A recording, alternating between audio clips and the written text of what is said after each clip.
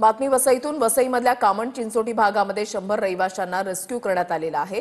मोठ्या प्रमाणात घरामध्ये पाणी शिरल्यामुळे नागरिकांना अंगणवाडी आणि जॉन स्कूल या ठिकाणी हलवण्यात आलेलं आहे।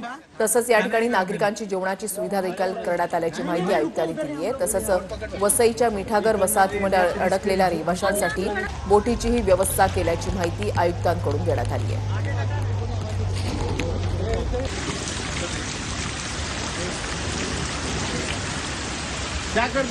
वसईच्या कामण चिंचोटी भागामध्ये अडकलेले लोक होते आणि त्या ठिकाणी 100 लोकांचे रेस्क्यू करण्यात आलेला आहे।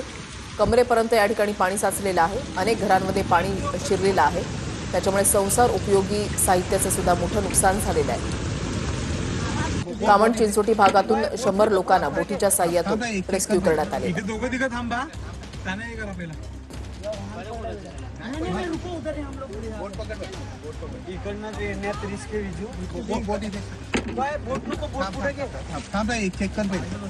महिला, लहान मुलं, त्याच्यानंतर वृद्ध यांना या भागातून बाहेर काढण्यात आलेलं आहे। कमरे इतकं पाणी या परिसरामध्ये साचलंय। चहूबाजूला पाणीच पाणी पाहायला मिळतंय।